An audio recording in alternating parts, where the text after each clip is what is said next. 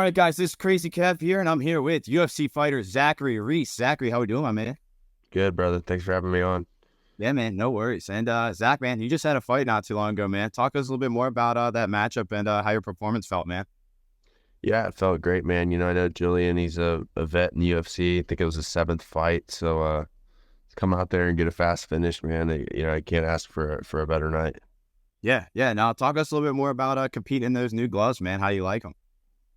Yeah, I like the new gloves, man. I never got to, I don't know. They're very similar, but I do like them. I don't think they're maybe a little bit of an innovation, not a you know, so it's like a truck, right? It's not like a completely new remake, but yeah, a little different. Yeah, no, definitely. And what was the energy kind of like, man, when you ended up getting that finish? I mean, talk to us a little bit more about the emotions and stuff being in the cage and, getting that finish on Marquez. Yeah, man, it was surreal. Like just from the walkout to to fight in front of 20,000 people.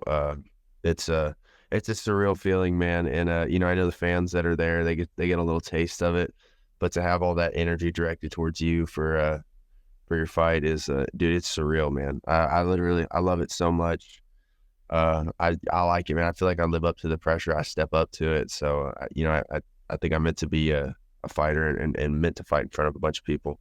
Yeah, no, definitely. I definitely agree with you, man. And so what's going on, man? Are you ever going to reach the second round? What's going on with that? Yeah, bro. I don't plan on that, and I just joke around with my teammates and my wife. I'm like, bro, all this cardio I do, all this running I do is it's kind of I haven't got to use it yet. So, but no, man, I think it comes down to my training too. Like I don't think about fighting like winning points or winning, even honestly like winning rounds. Like I think about just winning exchanges and constantly looking for finishes. And yeah, I think I've found it, and I know it's not something easy to do to go through and walk through guys. And yeah, I'm just really blessed that I'm able to find that headspace. And like I said, I think it comes back to my training, my mentality of training and fighting. Yeah, no doubt about it. And have you thought about maybe who's maybe next for you? Yeah. So we're looking at I think it's all but official, but yeah, it's looking like August is I'll be back in there in August. So I'm super excited to make a pretty quick turnaround, I guess. Not really. I think it'll be 10 weeks, but yeah, so stoked to get back in there and get my second UFC finish. Yeah, no, that'll definitely be sweet, man. And talk to us a little bit more about that Cody Brundage fight. How did that kind of fight affect you mentally? And would you ever want to run that fight back? Yeah, I absolutely want to run that fight back, man. The Cody Brundage fight, I thought it was going good until it wasn't, man. All this shit is such a game of inches. And but yeah, I took it on the chin, man. To say I wasn't upset, I said the F word probably 1,000 times the 3 or 4 days after the fight. But in the fight, I actually separated my shoulder. Yeah. So you can see my collarbone. But yeah, man, I separated my shoulder. It was pretty bad, and so that put me out for, it was really like 2 months, 3 months to be 100%. But we were able to avoid surgery on it, just physical therapy and stuff. But yeah, it sucked, man. It sucked to have to sit on a loss like that for that long, and fighting the UFC, something I dreamed about forever. So that fight was last December, and we're in June now, man. So it took 6 months to get in there, but I know what a healthy version of me is capable of, and I was really excited to give myself a proper introduction to the fans. Yeah, no. So talking about more of your shoulder, man, does that like affect you at all, like in training and stuff? Are you able to still do everything 100%? No, yeah, I know it looks crazy, man. My people see it, they're like, "Holy shit, dude!" Because it picks up a couple of inches. But no, I mean, functionally, it's perfect, man. I can do like single arm dumbbell snatches, like 120 pounds, like single overhead. So no, it's 100%. I got a little bump for the rest of my life. So Yeah. Wow, fair enough. Okay, so would you ever want to go against Bo Nickal one day? yeah, for sure, absolutely, man. I almost fought Bo Nickal. It got close. When he fought Val Woodburn, you remember that fight? He fought Val Woodburn.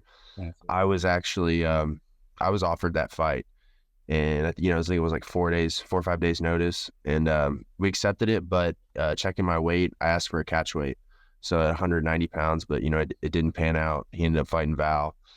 'Cause I'm a big middleweight, man. I make the weight no problem, but it's definitely like something that it's a process for me. It's not something I can just I can just do in a couple days. You know, I need at least a week. So, yeah, it's definitely a fight I want down the road, man. Fuck yeah.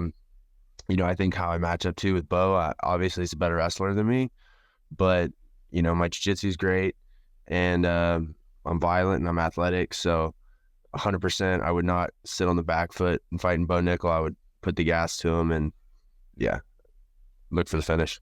Yeah, no, that would definitely be a fun fight. I definitely hope they try to rebook that one in the future. And Zach, man, with your last name, I mean, is your goal one day to maybe get that Reese sponsorship in the future? Yeah, I don't know, man. I do love Reese's Pieces, man. We don't call them Reese's Pieces here. We call them Reese's Pieces. But yeah, bro, I don't know. You know, I'm sponsored by Shiner Box, so I'm already pretty. I'm grateful. You know, to have it's the coolest sponsor for sure ever. And you know, when I have like the Shiner Bock on my shorts, people are all, you know, my regional fights before the UFC. Even in Thailand, man, I had people talking to me about Shiner Bock. But yeah, maybe Reese's Pieces. I don't know. Maybe I could think of some cool sponsors. You know, like Copenhagen, maybe, or Zins would be cool too. But yeah, I don't. That's would be pretty sick. That definitely Yeah. be cool. And yeah, man, you got some awesome tattoos as well too. Talk us a little bit more about some of your favorite tattoos that you got on you. Yeah, bro, man. I got some cool tattoos and I got some shitty tattoos, but I think I've always said that like all my friends gotta have at least like one shitty tattoo they regret. I don't know, this Wolf's probably my favorite one. I actually got it done in Thailand, um, in Bangkok, believe it or not. But yeah, bro, that's you know, my plan was is, you know, with this UFC bonus, I was definitely gonna splurge and get myself a couple new tattoos, but you know, we're 10 weeks out from the fight, and that's kind of the main thing that keeps me from getting tattoos, man, is I don't want to take time off training. So it might have to wait till after this next fight. Fair enough, fair enough. And yeah, when it comes to like training and stuff, man, what are the vibes like? What kind of music do you like to listen to when you're in there? Yeah, that's funny you say that, bro, because my gym, I love my gym so much, but it's a lot of like Houston rap. And even though I was born in Houston, I was raised in Shiner, Texas. It's like a little country town. So I listen to country music, bro. Like uh the day before the fight, we do like a shakeout and stuff. And when I get on the aux, you know, when it's fight week and it's my turn to get on the aux, yeah, we're doing Cody Johnson, George Strait, Alan Jackson, Warren Zeters, Co Wetzel. Um, yeah, a lot of that, man. That's awesome. No, that's definitely some solid music, man. And talk to us a little bit more about maybe some of your favorite memories that you had in the gym. Favorite memories I've had in the gym, man. Oof, yeah. Usually, honestly, our gym, man, in the last couple of years, we really just got the air conditioning going. So it was a lot of rough memories in the gym, honestly. You know, sparring in there in the summer and it's 100 degrees. But yeah, man, our gym is super funny, dude. I have a absolutely ridiculous sense of humor. You know, it has my wife like doing the office thing where she's like looking at the invisible camera because I say so much dumb shit. But yeah, my gym is just full of knuckleheads. I joke around. We're like the bad news bears of fighting. You know what I mean? Oh yeah, my buddy Miles, he's probably one of my closer friends at the gym, and it's funny because he's like a 6'9", you know, dude from Queens, and so like me and him are just like complete opposites, but we get along like peas and carrots. So yeah, bro, we definitely need like a war training center um documentary. It's actually funny, dude. The UFC, they did a thing on me on Contenders, and they came to the gym, and two of my little I joke around, they're like two of my little trailer park white trash brothers, Bruce Whitehead and Kyle Toddrank. And because like they just you know, they look like, it looks like a Pokemon evolution, and I'm like the final evolution. But the UFC came in with their Contenders crew, and they got into they're like good friends, and they got into a fight that day on camera, like cussing each other out, fist fighting. So yeah, bro, it's we have good times there for sure. Yeah, no, it definitely sounds like it. And you know, when it comes to like your gym and stuff, who's maybe the best trash talker there? The best trash talker, oh, that's Miles Banks, dude. He freaking, bro. The first time I met him, so he's a professional fighter. Like I have no doubt he's going to be in the UFC soon enough, man. It's so hard for him to get fights, but bro, he's 6'9", dreads, covered in tattoos, and a phenomenal striker, a great athlete. And you know, he's bigger than me, better striker than me.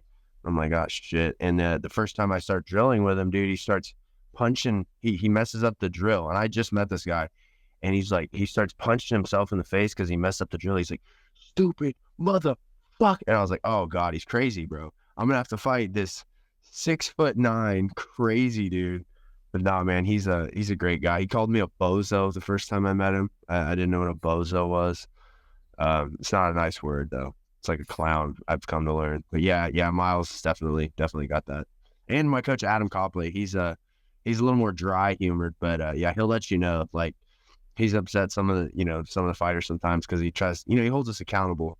And when you're doing, when you're not doing what you're supposed to be doing, people holding you accountable can kind of can upset you. You can get defensive. But yeah, he'll let you know if you're a little too fat, if you've been slacking off, dude. He's gonna let you know. So Fair enough. But yeah, I mean, with obviously you doing a bunch of fighting and stuff. Have you happened to have any street fights prior to your fighting career? bro, I have been in probably 3 street fights my whole life. I don't really go out, man. So, and even in Shiner, it's like, bro, everyone's so cool here. We all know each other. Like, there's 50 kids in my graduating class, and my wife's lived here forever, so I'm related to like a good chunk. I'm sure somewhere down the line, like, we're all related or we know people. And yeah, no, I don't have any cool street fight stories, bro, honestly. Well, I do have I had a smoker. My last kickboxing smoker I got into a massive brawl at the smoker, so that was pretty funny. But yeah, other than that, no, man. That's good. Well, I was definitely saw you're keeping it just in the cage, man. And talk to us a little bit more too about maybe some of your favorite places that you've traveled during your fighting career. Some of my favorite places that you've traveled to. Oh yeah, man. I mean, Thailand for sure. I've been out to Thailand 3 times. I'm definitely gonna go back. I go out there to there's this gym Bang Tao, so the Hickman brothers started it, and man, there's Savas Michael out there, Brad Riddell. It's just, yeah, it's great. I get in a hotel and I'm 30 seconds from the gym. And Thailand's cool too, man, because it's kind of, I see a lot of similarities with like Southern America. People are really, really nice, just kind, super giving, and your money goes further there too. So that's always nice. But yeah, I highly recommend a trip out to Thailand, man. You depending on what you do, you'll definitely you'll come home with some stories. I promise you'll come home with some stories. Yeah. So talk us a little bit more about some things that you learned in Thailand. How do you think it improved your game? Yeah, so with the Hickman brothers, man, like, just upping my wrestling. I would definitely say my style is more of like striking, and then guys, my jiu-jitsu is really good, man, and I really believe my jiu-jitsu. I could hang with anyone in the division, and but yeah, wrestling's definitely a weak point for me, and something that's gotten my full attention because guys shoot on me, man. That's just how my fights have been going. Guys usually try to take me down. So that, and then Savas Michael and Brad Riddell, I'm able to learn kickboxing from them a few times a week over there, and those guys really, they understand striking so well, so they're able to just make these little adjustments. And I think at this level, any athlete will tell you, like, a little adjustment can have a tremendous impact on you. So, I'm really grateful for those guys. And I have a great team back home too. But it's good just to go out there and then get to spar with Germans and Russians and Dagestanians, and getting to spar new guys, and you're getting these new looks. And there's also that little bit of on edge, like, especially with the Russians, bro. You never know. Like, sometimes sparring is sparring, but I think sometimes sparring in Russian translates to fist fighting because sometimes it gets a little intense. But I think that's good, man. It keeps you sharp, and it just constantly pushing that comfort zone. Yeah, no, definitely, man. And with you being in the UFC, I know obviously having another fight coming up soon. But how do you think the UFC's been treating you? How do you like fighting over there? Yeah, bro, it's been a dream come true. Even just like with the UFC, like, even just fight week, man, it's so obviously it's the best organization in the world, bro. But yeah, just everything's planned for. Like, our meals are already there fight week right after we weigh in. Like, everything is just boom is banged out, and then just the resources they have too, man. Of if you need to reach out, you need something from them, that they really do help out. So yeah, I'm stoked to be with the UFC, man, and it was a dream of mine. I could have signed with other organizations, before, and my goal was always UFC. That's what I dreamed about as a kid, man. Like, I literally remember, like, watching the first pay-per-view I ever watched, was Anderson Silva, Forrest Griffin, Diego Sanchez, BJ Penn, and bro, like I've been hooked since then. And I remember I would be going on, like these MMA sites in high school, reading articles and shit. And then now, now they're writing articles about me. So it's been a dream come true, man. Yeah, no, that's definitely awesome, and that's definitely pretty sick to hear. And when it comes to your first UFC fight that you were watching, talk us a little bit more about how you kind of get into it and that night. Yeah, so like before that, like how I got into MMA, man, is honestly I was watching YouTube videos and I was like, damn, this shit looks cool. I was hoping there's a gym nearby. And when I started training, man, it was before I even drove. And so I do school and my mom would drive me 1 hour one way and I'd go train. And, yeah, just to have it all come full circle and it all come to fruition, that my mom and dad are able to, just to see my UFC career, take off. And it's just been, it's been a dream come true, man. But at the same time, I've always felt like I could do it. And it feels like I belong and I do. Yeah, no, I definitely agree with you. And have you happened to train at all in the UFC PI yet? No, I haven't made a trip out to the PI yet, man. I was thinking about doing a trip out to Vegas. I know one of the coaches over there at Syndicate. And so, yeah, I was thinking about doing maybe like a 1 week Vegas trip in preparation for this fight too. Nice. Now, when it comes to your fight gear and stuff, like your fight gloves and your shorts and stuff, what do you typically do with your fight gear and everything? Yeah, bro, I just kind of hoard it. But yeah, I'd like to get some shadow boxes made and stuff of the gloves. I think it'd be cool, for my daughters and stuff to have eventually one day. But yeah, man, having those shorts with your name on it, bro, it's just another one of those things, man. It's cool. And then, my fight jerseys for sale. They had me, after the event, they had me sign my walkout shirt. And, my dad's already like buying it. So it's funny. But yeah, awesome. so yeah, it's cool for them to have for sure. Yeah, no, that's definitely cool. So, so with the UFC, when you have like your memorabilia and stuff, you have to give one thing back. Is that what you plan to give back every single time?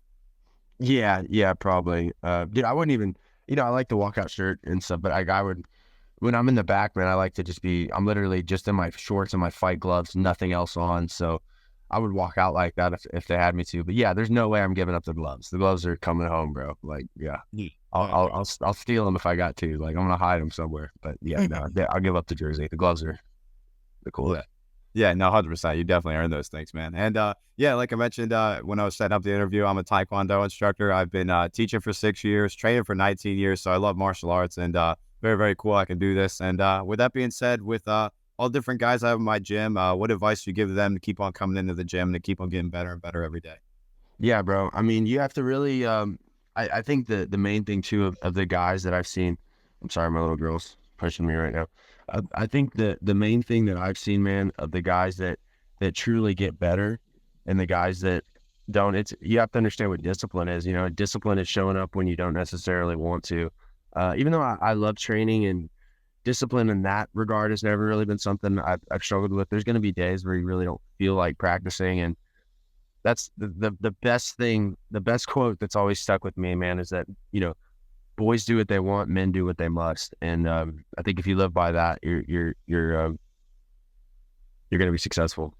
Yeah, no, I definitely think that's a solid quote, Zach. And Zach, it's been awesome talking to you, man. Thank you so much for coming on the show. And what's maybe your final message out there for the fans watching this video? Yeah, bro. My final message is, guys, tune in August 24th. I'm going to bring it every time. My nickname's Savage, and I try to live up to that, man. I'm always looking for finishes. I will never be a fighter that just, goes in there and tries to win on points and lay out guys. I'm always going to look for a finish. And, yeah, I know it's a style that's going to, resonate with the fans, and people are going to want to get behind because, I was a fan before I was a fighter, and those are the fighters I always love to watch. So. Yeah, no, we're looking forward to you. August 24th. So do we happen to know when that fight's going to be announced? Yeah, hopefully any day soon, bro. I can't wait, man. I'm beaming with it. And yeah, it's a great matchup, man. Especially for me to get a highlight. So yeah, I can't wait, guys. We're ready for it. Zach, thank you so much for taking the time for coming on, man. We're looking forward to that next fight in August. And thank you again. I appreciate it, bro. Thank you. You're the man. All right, man. Take care. Enjoy the rest of your day. Sorry about my baby, bro. My babysitter was running a little late. All right. No, it's all good. It's all good, man. Thank you again for coming on. We'll have to Yeah, bro, for sure. Thank you, man. I appreciate you, Kevin. All right, man. Take care. All right, brother. Pete.